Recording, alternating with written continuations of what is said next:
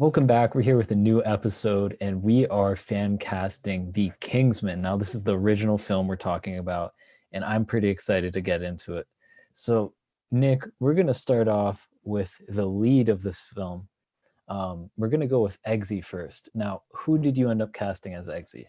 This is, as always, tradition for our fan cast. You and me always have at least one relatively unorthodox one. I only call my pick unorthodox just because out of everyone that I have on the rest of my cast and probably what you'll have, he's probably the actor who's like least known. However, honestly, I think he can fit the Eggsy mold. And what is the Eggsy mold? I think it's you have to have like the wit, like kind of like not like a James Bond wit, but like a youth sarcastic wit, someone who like is both like totally in control of the situation, but also can be like rather like also like flippant at the moment as well.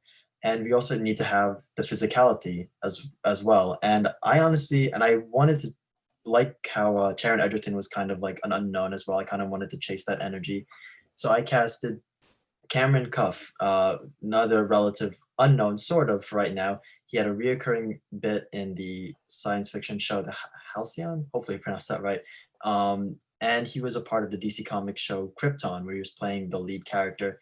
And I've seen his parts in Halcyon. I've watched all of Krypton, a great show, and I think he can pull off Eggsy really well.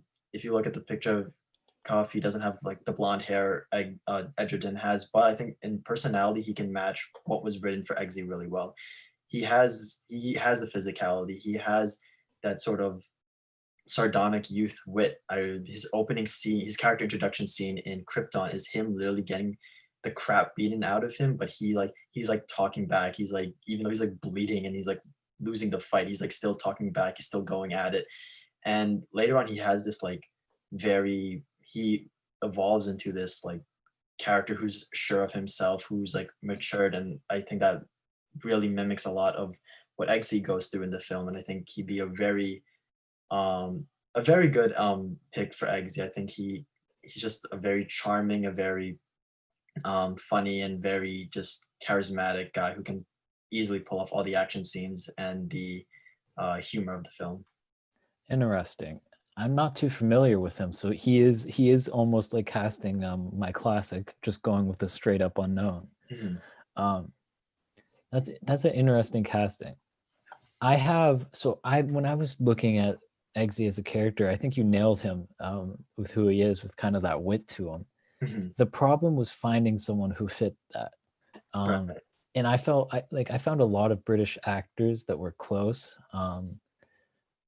I thought about Tom Holland, but him doing Uncharted kind of threw him out for me. Right. It's not the same, but it kind of has a similar vibe to it. Mhm. So I was like, it's a little bit too similar. So I went with John Boyega. John Boyega, our favorite stormtrooper. Yeah. So here's my pitch for John Boyega. Mhm. Um, if you've seen him in the Star Wars movies, he's great, right? He can have those really witty moments back and forth, especially him and Poe Dameron Right. are great at doing that. Well, Oscar Isaac, played by who plays Poe Dameron. Mhm. Those moments are so much fun. And he brings a ton of energy to the film whenever he's in it. Mhm. Given his character is a little bit underwritten, but he's the reason that people think that character is underwritten. Like Mhm. he's the reason that people want more because of his charisma, and Right. that's really important for Eggsy. But Eggsy does have a more dramatic side to him. Mhm. And if you've seen the film Detroit, you'll know that John Boyega is really good on the more dramatic side of things. He has a capability that I don't, as an actor, to be a top tier actor that I just don't think's been unlocked in a film yet. I think Detroit is close. It's like not quite that type of role, but I can see the both sides to him as an actor being really talented and having versatility, which I think is helpful for Eggsy. So that's my pitch for Eggsy as being John Boyega. Actually, I'm I actually am not totally against that. I actually quite enjoy that pick, gotta say. All right, so we're gonna move on to Harry Hart, who's played by Colin Firth. So who did you end up picking for the role? This might have been my hardest one because I realized like Harry Hart is such a strange character in like the whole spy genre. Like if you look at Colin Firth, he's not like jacked like Daniel Craig or like Chris Hemsworth is from Extraction. Like he doesn't appear to be an action star. He has that gentlemanly like James Bond manners, but he can totally, as we know in the iconic church battle sequence, he can totally go full Rambo if need be. I was like, who would be so good to like he can portray the gentleman and but he can you can still buy that he can like just destroy a bunch of people in a church if need be. And I went back and forth, and eventually I decided to settle on Gary Oldman. I decided to settle on Gary Oldman. I think, I mean, one, we know he's a reliable actor. We know he can do like he's done the mentor role before. If you've seen him in Harry Potter, if you've seen him in the Dark Knight trilogy, and you know, in terms of action credits, I can't recall too many, but the same thing goes for Colin Firth. He was mainly a dramatic actor known for like The King's Speech and for like Mamma Mia, the musical. So it's not like Colin Firth had an action resume before this. It's just director Matthew Vaughn was able to help direct him in a way that Firth was able to pull it off. And I think Oldman has the kind of like could carry that sort of like whimsical like energy kind of seen in the Harry Potter films, like sort of like unpredictability, but and he's also has that gentlemanly like mature quality. You know, watch any scene with Commissioner Gordon from the Dark Knight trilogy, and I think it'd be a great sell on acting wise why Oldman could pull it off. And I think he can pull off. I think I have faith he could pull off the action. Again, no one expected Colin Firth like no one expected him to be an action actor, but you know what, they pulled it off. The church sequence is iconic. The bar fight scene is iconic, and I think Goldman would be very easy to just pull off the Harry Hart role effortlessly. And yeah, that's about it. That's my pick. Wow, that's a good pick. So you're throwing me for a little bit of a loop here with that one. So what I will say is that I like what what you brought to the role, and I think you described it pretty accurately. And here's my thing, though: does Gary Oldman feel like he's almost a little too old? How That's old is Gary Oldman? Can we fact check that? He's like 70 years old, isn't he? Or 60? Oh wow, he's younger than I thought. How old is he? 62. 62. How old is fact checking here? And Colin Firth is six. They're only 2 years apart. Right, but it was filmed 4 years ago. This is fair. This is true. Wow, you're making it difficult here for me. You're making it very difficult. So here's where I'm going to go with this. I'm going to go with Kenneth Branagh as my pick. Now, you may know him as the dude who directed the first Thor movie, correct? Yes, and Murder on the Orient Express. Murder on the Orient Express, and I think he's directing the new one. Mm-hmm. But if you've seen him in Tenet, he's maybe my favorite part of Tenet. Interesting. Okay.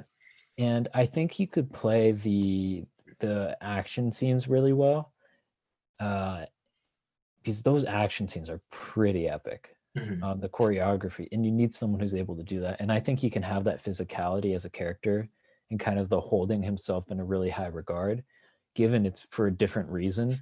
But I still think he can have that, and you need like that character needs the physicality to work. And I think right. Kenneth Branagh is so good at delivering dialogue that I would be 100% sold on him in that role. So that's kind of my pick for that. I think he fits it well. I think he feels like he can have that suave to him when he needs to. I think you may think he might be a little bit rough around the edges, but I think that's more of the roles he's played than the actor he is. So overall, that's my pick for him. Interesting pick. Kenneth Branagh, interesting. So we're going to move on to Merlin, who's played by Mark Strong. He's quite the character. He's one of my favorite characters. For sure. Of the past few years, I love this guy. But who did you end up picking for this role? This one wasn't tricky, and more so it was just more of like finding that like just that's like aspect of like Merlin that is like the most critical like to get, because he is like their tech guy. He is their, um he's the guy behind the computer. What do they call it in Spider-Man Homecoming? The guy in the chair. Right. He's basically that. And but he's also like, you get the sense he can fully like handle himself. There's that sense of, again, like he can handle himself just as well as Harry Hart and the rest of the Kingsmen. And so I was thinking, like, I'll admit I had to pull a little from the Kingsman sequel, The Golden Circle, just because I was like trying to recall like moments in the Secret Service where Mark Strong stood out, and The Golden Circle gave me a little more perspective on the character. And ultimately, I realized Merlin is one of the wisest people in the group, and so I needed someone who equally had high ground and wisdom. And so I ultimately went with Mr. Ewan McGregor as Merlin. And I think he can. I think he can handle, like, one, for me, I consider Ewan McGregor to be really underrated, and I think he can portray that sort of like restrained and like focused character really well, while still being able to like be uh snarky in a way. There are moments in Secret Service, like the scene where Eggsy's yelling at him about the parachute, and like Merlin like shows him he does have a parachute, and he like talks him down. Like there, I think Ewan McGregor is able to channel those like snarky lines really well, and I think he's able to be that type of focused persona really well. I'm thinking to like, let's see, there's so many performances I've seen him in. Like he can be that sort of big personality as we saw in like Birds of Prey, or in Baz Luhrmann's musical Moulin Rouge. He has the wit, as we saw famously from Obi-Wan in the Star Wars films. And you know what? Like, this may be my second more unorthodox one alongside Cameron Cuff, but you know what? I'm rolling with it. I think Ewan McGregor can definitely pull off the role if need be, and I think he'd be a really fun. He'd bring a fun dynamic to everyone else. Yeah, that definitely is an unorthodox pick. I see where you're coming from. So I went with Michael Fassbender for this role. Vito himself. Yeah, I mean, for a lot of the reasons you described, he has a lot of wit to him as a character, or as an actor. It's just kind of part of the person he is. The quick wit, it's like Steve Jobs, Right.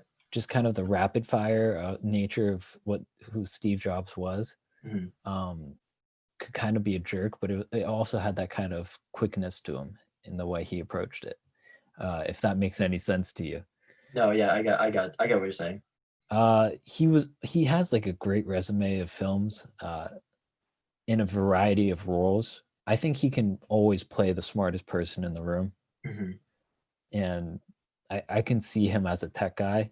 So like both from a presence perspective, and the moment in the second Kingsman, spoilers, but if you're watching this, you probably have seen the movie, where he's singing at the end. I could totally picture Michael Fassbender doing that. That'd be a hell of a scene right there. Oh yeah, it most definitely would be. That's an amazing scene. 100%. But that's my pick for Michael Fassbender. We're gonna move on to Valentine, who's played by Sam Jackson. Who did you end up going with for this role? This one was, as always, like if you look at our previous fan cast, there's always at least one persona where like just the personality of the actor matched so well and is so specific to that character that like it's hard to replicate it elsewhere. And Samuel Jackson his acting style is so unique to him that it was hard to like just find someone that can match that energy. And I was going through so many actors. I considered at one point Cuba Gooding Jr. from Jerry Maguire, because I know he like goes like crazy in that film. But ultimately, and this maybe this is unorthodox, I've thought about it, I don't think necessarily it is, but I decided to go with Denzel Washington. Interesting. Yeah, because, well, the scene that first popped into my head is the scene from Training Day, for which he won the Oscar for. He's like yelling at the crowd. He's like, King Kong ain't got shit on me. And he's like yelling. He's like saying all this crazy stuff at everyone. And I was like, that is the closest thing I can think of, like, to Samuel L. Jackson energy. But of course, that's only one scene, one performance. And then you look at other, like, Antoine Fuqus, The Magnificent Seven, or The Great Debaters, which I believe Washington also starred in and directed in. He has that, like, he has that authoritative, like, position where you, again, like, by he's the most powerful one in the room, and he's still able to maintain that sense of showmanship in a way that Matthew Vaughn channeled a lot of into Richmond Valentine. I also think of the film Ridley Scott's American Gangster, which Washington was a part of, and there he plays a bad guy, like a boss bad guy, who's in a way similar to Valentine, and he similarly has that sense of, like, I'm in control, I can do this, while still being do it with this very large flair, with like unrestrained flair. That's the word, unrestrained. And I think Washington is able to both balance the threat level and also just that sense of flair and showmanship that Samuel L. Jackson brings in every role. And Training Day, American Gangster, The Magnificent Seven, I can totally see him portraying Valentine. Wow, you brought out the big guns for that one. Yeah. So I'm not going to beat you in an arms race with Denzel, because that's not possible, based on caliber of actors, because it just doesn't get higher than that. Mhm. But I mean, I'll have to think about it on fit for the role. I went with Lawrence Fishburne. Lawrence Fishburne, okay. So if you've seen John Wick, I believe it's 2 and 3 that he's in. I don't remember him being in 1. I think so, yeah. Yeah. Yeah. His character has this kind of villainous, devious plotting aspect to him, but he also has this almost theatrical part of him, and that is what Samuel L. Jackson's role is as Valentine. He's a theater guy, essentially. You know what I mean? Right. He very much personifies what it means to be a villain. You know, he just, it's his character. His character is, I am a villain, I know it, and I want to be as outrageously villainish as possible. Right. And I really buy Lawrence Fishburne in that. It's from that John Wick film that really just sold me on it. It's a smaller role that he has, but he makes the most of it. 100% fits the type of character that this character is. Gotcha. And I think I have no doubts about Lawrence Fishburne when he's in a movie as an actor, because he just, like, no matter what he's in, he'll kill it. Right. I got you. 100%. Including The Matrix. Yes. But we're going to move on to our final pick, which is Gazelle, who is played by Sophia Botella. I think that's how it is. Yeah. Apologies. Someone ought to compile all our flubs of the names at the end of the year. Oh, there will be a lot. But who did you end up picking for that role? Well, the thing with Gazelle and, like, what made that character so iconic was that it was a physical, like, role. She was the enforcer type role, but she was so unique, so, like, charismatic in her performance that it helped stand out. And it's out of everyone we've discussed so far, she is the smallest role. She has, like, she has the shortest screen time, but she still managed to make do with what she has. She still managed to make her presence known. And I was going over in my head, I'm like, who could make the most out of that screen time and still be a very reliable ass kicker, both verbally and physically. And so I went with one of the main ass kickers of 2020 that I've really fallen in love with, and that's Janae Smollett from Birds of Prey and from the HBO series Lovecraft Country, excuse me. If you've seen Birds of Prey, you know that she's no holds barred. She is like fully, like, confident, can kick ass, and it is totally in control of what she does and what's going on around her. And she's just a fearless presence. And a lot of that carries over into, what's it called? The Lovecraft Country, where you see her, like, standing up to, for those who don't watch the show, it's a show that kind of mixes real life racial issues and mythological lore, and she's standing up to racists, she's standing up to monsters, and like just without a problem, because she has that just fearless like drive and energy. I think she would be a really cool addition to Gazelle. And as an addition, she starred in the Denzel Washington picture The Great Debaters as well, channeling a lot of that similar energy. So the idea of these two interacting in Kingsman wouldn't be so much of a stretch, in my opinion. Wow, that's a pretty good pitch, and you're stealing my chemistry pitch from last episode. I see how it's working. I see it. I'm learning. I'm picking up the strategies. I'm picking up the strategies. Yeah, you got some good strategies going. So I'm gonna pitch to you why Jodie Comer is the perfect person for this role. Okay, Killing Eve, right? That's where Killing she. Eve, yes, Okay. and she kills it. She's won multiple Emmys for that. Emmys, right? Yeah, Yeah. almost mixed it up with Tony's. But multiple Emmys because she is amazing and she can play like 20 different personalities in the same role. Because Villanelle's kind of this twisted person who, she's kind of an actress in being an assassin. And she plays all these different roles, which is what makes her so fascinating because she brings so much energy to the screen, like every second that she's on it.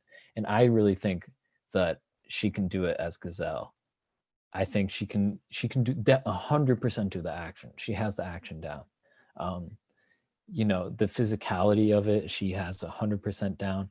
Like there is not a doubt in my mind that she could not ace this role, and that her and Lawrence Fishburne would be the next duo that you'd be like, wow, they have so much chemistry that they're better than Nick's picks. And they didn't even do another movie together. Right, of course. I think she's such a talented actress, and this role perfectly is a transition where it's different enough from her role in Killing Eve that it keeps both, like, because actor and actress, they don't want to be pigeonholed in the same thing, right? Right. And while it has some of the same qualities, I think it's different enough that it would give her, in this role, is a small role, but it has a lot of room to kind of freestyle on it. You know what I mean? And bring your own je ne sais quoi, for lack of a better term. Look at him using the French words. All right. Yeah, to the character. And I really think she could embody that role.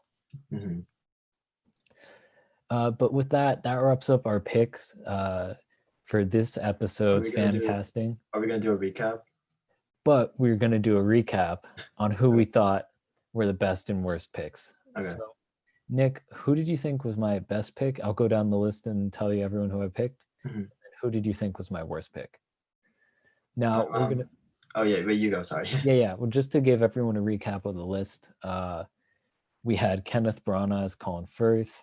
We had John Boyega as Eggsy.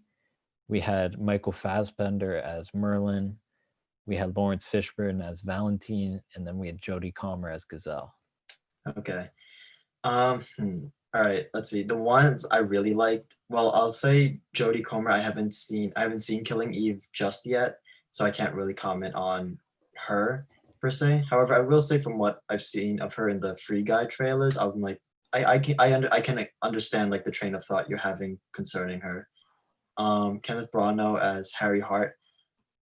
I'm okay with that. I wasn't, for me, he wasn't one of like he was a definitely good part of Tenet, but at least personally for me, like I felt like Robert Pattinson outacted him, even though like Branagh was like the villain and whatnot.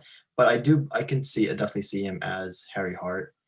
John Boyega as Eggsy and Lawrence Fishburne as Valentine, I really liked, especially Boyega. I think like especially like if you look at Boyega like off screen, like some of like his personality and like interviews or whatnot, I think he could definitely handle like Eggsy's more sarcastic and witty side.